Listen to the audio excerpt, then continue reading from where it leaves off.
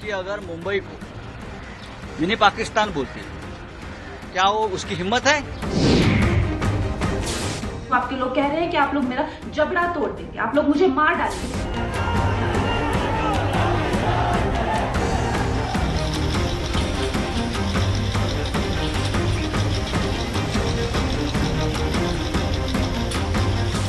आज मेरा घर टूटा है, कल तेरा घमंड टूटेगा।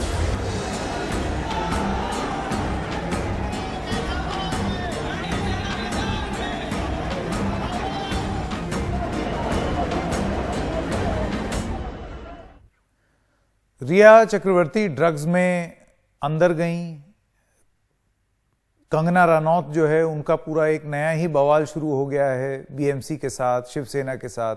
इस सब के बीच में एक बड़ा सवाल ये उठता है कि जस्टिस फॉर सुशांत कहां चला गया? ये कहां चलती चली जा रही है स्टोरी? कहीं ऐसा तो नहीं है कि अब ये अपने आप में एक प्राणी बन गई है, कि अपने आप अपना रुख तय कर रही है अब ये खबर? ये क्या मॉन्स्टर एक शब्द इस्तेमाल किया जाता है अंग्रेजी में, क्या अब ये एक दैत्य का रूप ले चुकी है ये कहानी? खैर, आज क्या हुआ उसके बारे में आप लोग सब जानते ही हैं। नमस्कार, खबरों की खबर में आपका स्वागत है। मैं हूं संकेत उपाध्याय और हमारे साथ हमारी पहली मेहमान है प्रियंका चतुर्वेदी, जो कि शिवसेना की सांसद हैं। प्रियंका जी, सबसे पहली बात मैं आपसे यह पूछना चाहता हूं, यह बदले का बुलडोजर नहीं था? Y+ के बदले आपने JCB लगा दी। इसमें आपको बदला कौन सा देखा? जो 2018 से एक इशू पेंडिंग है और बीएमसी अपने हिसाब से काम कर रही है। बीएमसी एम्पावर्ड बॉडी है महाराष्ट्र और मुंबई शहर के लिए, और उस मुंबई शहर में उनके म्युनिसिपल कमिश्नर भी हैं जो काफ़ी एम्पावर्ड हैं, मेयर भी हैं। तो वो टेक्निकलिटीज़ को अगर आप दरकिनार कर अगर एक एजेंडा के तहत बार बार कहते रहें ये बदले की राजनीति है, उसका मैं जवाब नहीं दे पाऊंगी। पर जो प्रोसेस है, वो सेलिब्रिटी हो, आम आदमी हो, कोई भी रेजिडेंट ऑफ द सिटी हो, अगर वो फ्लाउट करता है तो उसका खामियाजा बीएमसी की रिस्पॉन्सिबिलिटी है कि भुगतना पड़ेगा। आपको 2018 से ये कहा जा रहा था कि आपकी जो इलीगल कंस्ट्रक्शन है, एक्सटेंशंस हैं, उसको आप ऑथराइज करा लीजिए। अगर आप 2018 से आप ये बैठे हुए हैं कि नहीं करना है, तो बीएमसी को भी कहीं ना कहीं एक्शन लेना पड़ेगा। हाउ इज इट बदले की राजनीति? मुझे, और राजनीति कहाँ से है मुझे नहीं समझ में आ रहा है। क्यों पार्टी को धकेला जा रहा है इसमें, मुझे समझ में नहीं आ रहा। चलिए, अब मैं आपसे वो पार्टी के ढकेले वाली जो आप बात कर रही हैं उस पर एक सवाल पूछ लें। आपने देखा कि बहुत सारे ऐसे बड़े नेता हैं शिवसेना के जिन्होंने बहुत ही अभद्र किस्म के शब्दों का प्रयोग किया। आपका कांग्रेस पार्टी से निकलने का एक सबसे बड़ा वजह ही यही रही थी कि महिलाओं का सम्मान नहीं हुआ। और जब इस तरीके के अपशब्द एक महिला के लिए बोले जाते हैं, भले ही उनका, उस महिला का कोई भी एजेंडा हो, तो आप अपने आप को कहां पाती हैं? क्या वो शब्द नहीं बोलने चाहिए थे आपके हिसाब से? मुझे बहुत ही दुर्भाग्यपूर्ण लगा कि एक हिरासमेंट का केस, जो फिजिकल हिरासमेंट का केस था मेरे साथ, उसको आपने, उसकी तुलना ट्विटर पे उस महिला के इशू से की जिन्होंने औकात की बात की। बाप किसका है, किसके बाप। प्रियंका जी का वीडियो चला गया। एक बड़ी महत्वपूर्ण बात वो कर रही थी, देखते हैं कि जल्दी से वो वीडियो वापस आ जाए। दरअसल जो हम सवाल उनसे पूछ रहे थे वो ये है कि प्रियंका चतुर्वेदी बड़ी सख्त पोजीशन लेती हैं महिला सशक्तिकरण पर, और जब एक गाली गलौच जैसी भाषा कंगना रनौत भी इस्तेमाल करती आई हैं, वो कोई दूध की धुली नहीं है, और दूसरी तरफ शिवसेना के जो एक प्रमुख नेता हैं संजय राउत, वो भी इस्तेमाल करते आ रहे हैं। तो ऐसे में वो अपने आप को कहां पाती हैं, ये एक सवाल पूछना चाहते थे। जल्दी से हम आपको वो ग्राफिक्स दिखा देते हैं, एक प्रदर्शन जो हमने तैयार किया है हमारे स्क्रीन पर, ताकि आप जल्दी से देख लें। आपको ये बताते हैं कि ये तुलना क्या, किसने क्या बोला, उसके आधार पर हम आपको ये जानकारी देते हैं। कंगना बनाम शिवसेना हुआ तो कंगना रनौत ने ये बोला कि मुंबई पुलिस पर उनको भरोसा नहीं है, तो शिवसेना ने पलटवार किया। शिवसेना ने ये बोला कि असुरक्षित लगता है तो मुंबई ना लौटें आप, संजय राउत का बयान था। मुंबई पीओके जैसी लग रही है, ऐसा उन्होंने बयान दिया, जिस पर शिवसेना का कहना था अहमदाबाद की तुलना आप पाक से करके देखें जो आप मुंबई की कर रही हैं। 9 को मुंबई आऊंगी, बाप की हिम्मत है तो रोकें, ये अल्फाज थे कंगना रनौत के।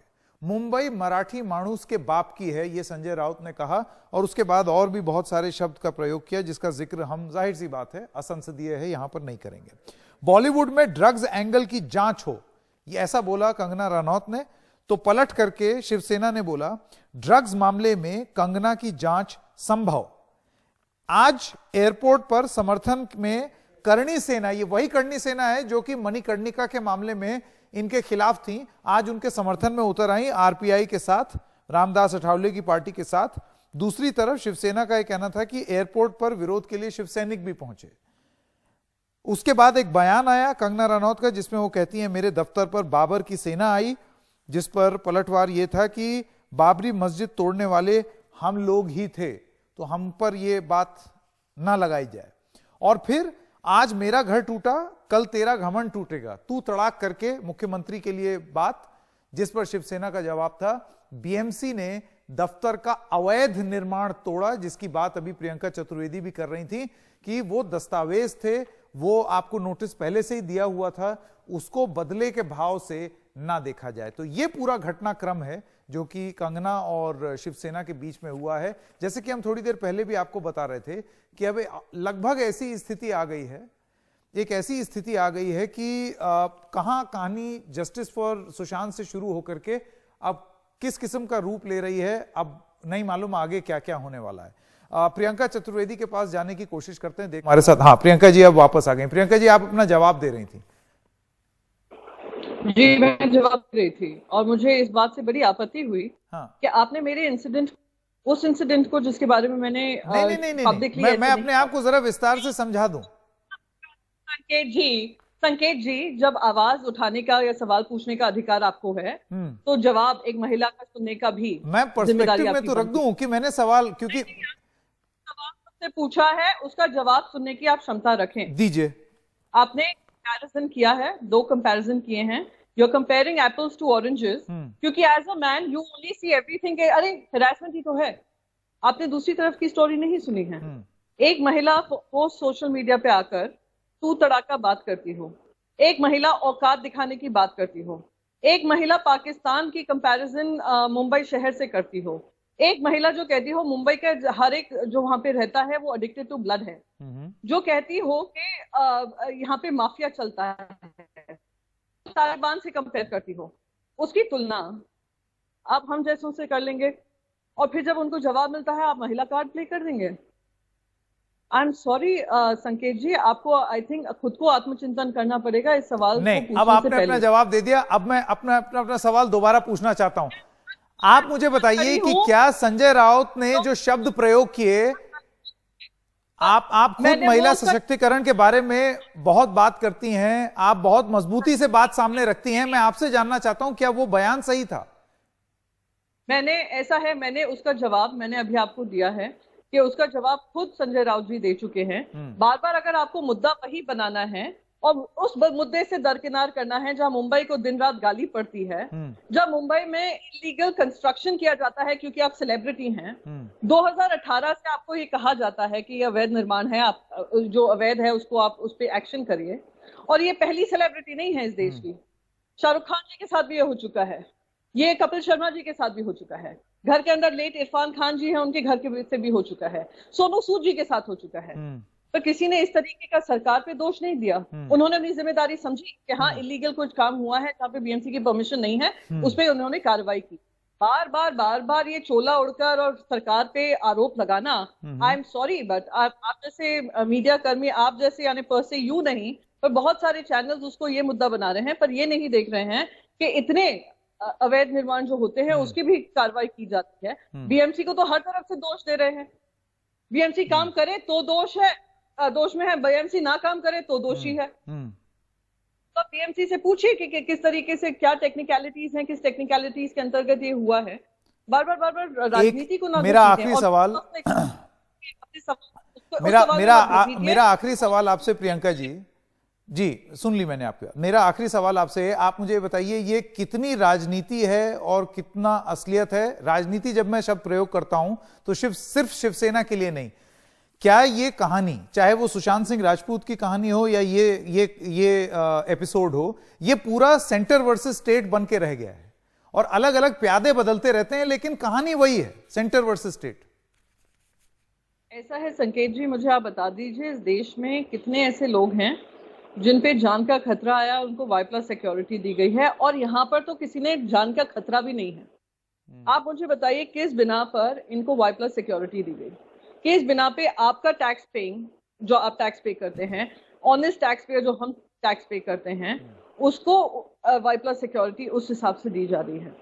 मुझे ये पता करना है कि आज हर तरीके से, अब प्राइवेट सिटीजन हो, सेलिब्रिटी हो, आपने अवैध काम हुए हैं आपके घर के अंदर या ऑफिस के अंदर, वो बीएमसी अपना काम करेगी? उन पे उंगली उठाना और अपनी राजनीति करना, ये भारतीय जनता पार्टी इस बात पे चुप्पी रखना कि उन्होंने पाकिस्तान की तुलना मुंबई से की, उन्होंने कहा every resident of Mumbai is addicted to blood, उन्होंने मुंबई पुलिस कमिश्नर के फेक स्क्रीनशॉट शेयर कर सामने रखे। इसमें राजनीति हम नहीं कर रहे हैं। हम अगर अपनी शहर की लड़ाई लड़ रहे हैं, इसमें राजनीति नहीं है। ये वो शहर है जिसने 26/11 जैसा आतंकी हमला, पाकिस्तान से प्रस्तुत हुआ हमला देखा है, झेला है, सहन किया है। और इसी मुंबई पुलिस ने लड़ा भी है। के बारे में आप पाकिस्तान कह दो, आप हमें तालिबान कह दो, आप हमें हर तरीके के नहीं, शब्दों का चयन ठीक नहीं था। जो पूरी बात की जा रही है वो यही है कि ना शब्दों की चयन संजय राउत का ठीक था, ना कंगना रनौत का। प्रियंका जी, प्रियंका जी, आपका बहुत बहुत धन्यवाद बात करने के लिए। मैं अब जाना चाहता हूं राहुल नार्वेकर के पास। आप विधायक हैं और भाजपा के नेता हैं। राहुल नार्वेकर, आपने सुना अभी कंगना रनौत, माफ कीजिएगा, प्रियंका चतुर्वेदी अभी क्या कह रही थी, आपने शायद आप सुन पाए होंगे। उनका यह कहना है कि ये केंद्र की राजनीति है, एक ऐसे व्यक्ति की राजनीति है जो कि हर मौके पर मुंबई को अपशब्द बोल रहे हैं, पूरे महाराष्ट्र के लिए अपशब्द निकाल रहे हैं, और उसके बाद होलियर देन दाव बनने की कोशिश कर रहे हैं। और जो कार्रवाई हुई आज, जो बुलडोजर चला, वो प्रक्रिया के तहत था। देखिए, शिवसेना और उनके प्रवक्ता से हम और क्या उम्मीद कर सकते हैं? अगर मुंबई में बारिश नहीं होगी तो भी वो कहेंगे इसमें सेंटर का हाथ है। अगर मुंबई में और कुछ आपत्ति आई तो बोलेंगे इसमें सेंटर का हाथ है। तो इनके कुकर्म और इनकी कमियां छुपाने के लिए इनके पास सेंटर की और उंगली दिखाए बगैर और कोई इनके पास और कोई कारण नहीं है, और कोई इनके पास जस्टिफिकेशन नहीं है। तो अपनी खाल बचाने के लिए केवल सेंटर की और उंगली दिखाना, ये शिवसेना का एक मात्र हथियार बन चुका है। नहीं, पर आप इस बात का कैसे जवाब देंगे कि देखिए जो अवैध कंस्ट्रक्शन था वो उन्होंने तोड़ा। मौका दीजिए, मुझे अपनी बात पूरी तरीके से रखने का मौका दीजिए, शायद आपको वापस कोई उप प्रश्न पूछना नहीं पड़ेगा। अच्छा, ठीक है। देखिए, सीबीआई को किसने अपॉइंट किया? सीबीआई को सेंट्रल सुप्रीम कोर्ट ने अपॉइंट किया है। सीबीआई को अपॉइंट करने की रिक्वेस्ट किसने की थी? अमित शाह जी के पास। तो जो प्राइम अक्यूज है रिया चक्रवर्ती, उन्होंने खुद चिट्ठी लिखकर अमित शाह जी से कहा कि इसमें सीबीआई इंक्वायरी होनी चाहिए। तो इसमें सेंटर का क्या रोल है और सेंटर का क्या दोष है? सुप्रीम कोर्ट कहता है कि आप सीबीआई को इंक्वायरी करने दीजिए, तो इसमें सेंटर का क्या रोल आ गया? तो बिन बुनियाद सेंटर के ऊपर आरोप लगाना और खुद की खामियां छुपाना, ये शिवसेना का पुराना हथकंडा है। इससे कोई जनता प्रभावित होने नहीं वाली है और जनता को कोई इससे फर्क नहीं पड़ने वाला है। और रहा सवाल आज की कार्रवाई का, या कंगना रनावत हो या कोई भी और मुंबईकर हो, the due process of law has to be followed, which has not been followed in this case. ये सत्ता की का एक उदाहरण शिवसेना वापस एक बार रख दिया है। कंगना रनावत के घर के ऊपर एक्शन, तो अगर उन्होंने कुछ गलती की है, किसी भी कायदे का उल्लंघन किया है, तो जरूर लीजिए, मगर जो कायदे में प्रोसेस लिखा है उसे फॉलो कीजिए। पहले जाके देखिए शिवसेना भवन का पूरा एक से एक ईंट बराबर रखी हुई है क्या? जहां पार्किंग होनी चाहिए वहां पे मीटिंग्स होती है क्या? ये सही है? पहले आप खुद की गलतियां सुधारिए, फिर सामान्य जनता की और आप उंगली दिखाइए। राहुल नार्वेकर, नंबर दो हाँ, समय मेरे पास खत्म हो रहा है। राहुल नार्वेकर, मैं आपके पास वापस आऊंगा, लेकिन बहुत बहुत धन्यवाद अभी हमसे इस बारे में बात करने के लिए। एक छोटे से ब्रेक के लिए रुक रहे हैं, वापस आते हैं थोड़ी देर में।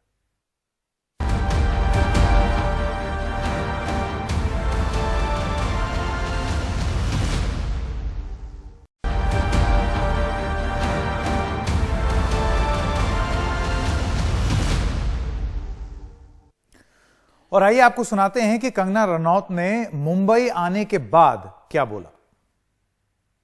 उद्धव ठाकरे, तुझे क्या लगता है कि तूने फिल्म माफिया के साथ मिलके मेरा घर तोड़ के मुझसे बहुत बड़ा बदला लिया है? आज मेरा घर टूटा है, कल तेरा घमंड टूटेगा। ये वक्त का पहिया है, याद रखना, हमेशा एक जैसा नहीं रहता। और मुझे लगता है कि तुमने मुझ पर बहुत बड़ा एहसान किया है, क्योंकि मुझे पता तो था कि कश्मीरी पंडितों पे क्या बीती होगी। आज मैंने महसूस किया है, और आज मैं इस देश को वचन देती हूँ कि मैं सिर्फ अयोध्या पे ही नहीं, कश्मीर पे भी एक फिल्म बनाऊंगी और अपने देशवासियों को जगाऊंगी, क्योंकि मुझे पता था हमारे साथ होगा तो होगा, लेकिन मेरे साथ हुआ है, इसका कोई मतलब है, इसके कोई मायने हैं। और उद्धव ठाकरे, ये जो क्रूरता और ये जो आतंक है, अच्छा हुआ ये मेरे साथ हुआ, क्योंकि इसके कुछ मायने हैं। जय हिंद, जय महाराष्ट्र।